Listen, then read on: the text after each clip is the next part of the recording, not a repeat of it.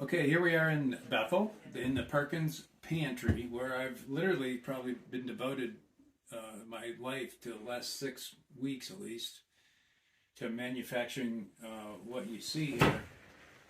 It's amazing how much time and work and little pieces of wood can go into a 5 by 8 foot space. This was the former entryway to the house, which was repurposed into a pantry when they took out the door. Moved the door to another location, so we're not behind us is the pantry or the kitchen. And this, we sort of roughed this in almost 10 years ago, and it just sat here with plywood and bare walls and everything. Finally, we've managed to bring order to it. The first thing I did was build base cabinets out of mostly birch plywood. There are, I think, 16 drawers here. There are these large bin drawers, which are going to be recycling and returnables, etc. that pull out, and then we have just regular drawers on top of that. This is for pans. This is a large vertical drawer which will be baking pans and anything that needs to stand up that's tall and skinny. That will be finished out. So those were all built, 3 weeks ago, right around Christmas. I built all this in Orono. We loaded it onto a trailer in 3 components, the 2 wing walls and the center thing, as rough cabinets, installed all them, made a bunch more measurements, and then went back and did all the finish work. The finish work, of course, is always the fun part, right? Probably there's 2 highlights here, really. As I've just posted on Facebook, all the cabinet drawers here and fronts are old growth eastern white pine, pumpkin pine from our house in Orono, which we did a major restoration on in 1994, took up the old floor. I've used this old pine for other things, and I had quite a bit still left, so here we are. I sanded it, did a number of steps processing it. You can see, if you look at the end grain of some of these boards, this is really old growth. This is actually 2 pieces glued up here. You can see the old nail holes and everything. So there's a few patches, but you can't buy anything with the color. Here's where the perfect board that I talked about a couple weeks ago ended up. You can see the perfectly quarter sawn piece, the ray figure, and the drawers. These are 5/8 of an inch thick. I ended up sanding 1 inch down to 5/8 to get them nice and flat and clean. All of that, all on Acarite door glides, so they work really easily.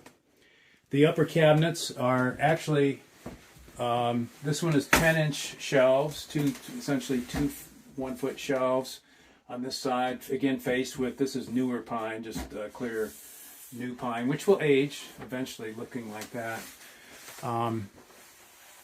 Back with birch plywood and all of that.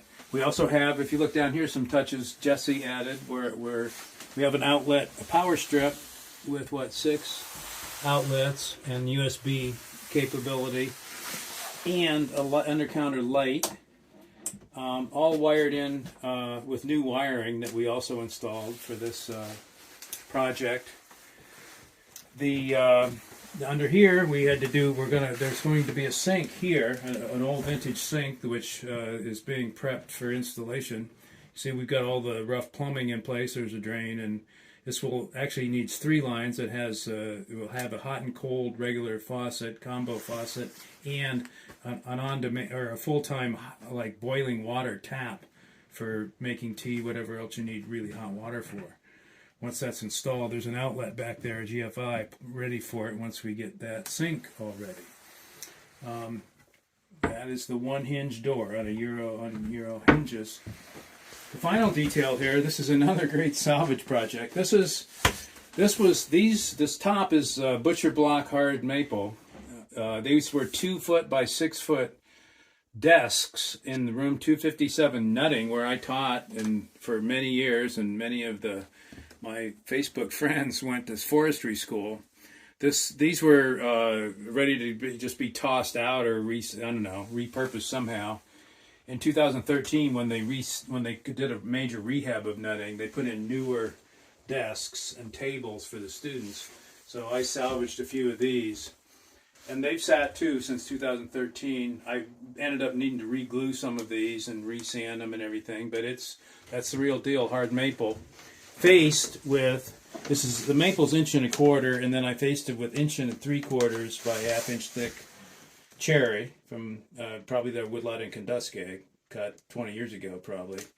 I think this is what you see here is white plywood that's been here since the day we rebuilt all this. This will be probably wainscoting, this V-match wainscoting over here. Once that gets cleaned up in size and some detailing done.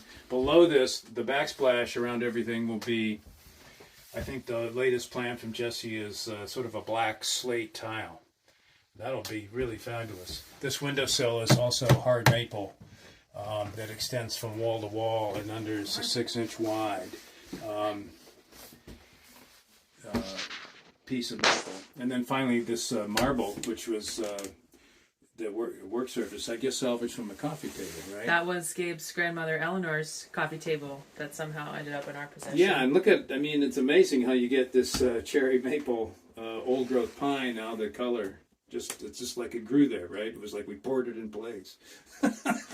And these are antique bin poles. Yes, 1873 bin poles, patented bin at least.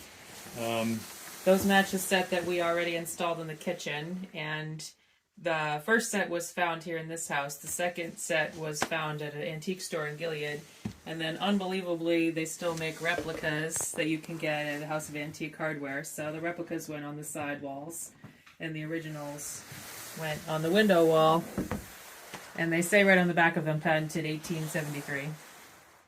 So how about that? We have vintage poles on vintage pine. And it's hard to believe that stuff ever went out of style. It's just so nice. But here it is, back. And it's just as nice as it ever could be. So this has been a pleasure. It's nice when it's you do all this work and it comes out. And you get something that looks nice, but this is going to be hyper functional too with all this storage and outlets. Yeah, we talked about the outlets, and right, 12 outlets with appropriate wiring, everything else. Yeah, all these old holes in the walls will be gone. They were undersized outlets, and they are no longer creating any kind of hazard. Let's hope this all stays. This is fastened down solid in the front. Loose in the back. We left a 1/4 inch space. We have Chris Becksford washers back there, the elongated washers, so this can move back towards the wall. That should, I've done this many times and I've never had a failure. Let's hope this isn't the first one. So, okay, that's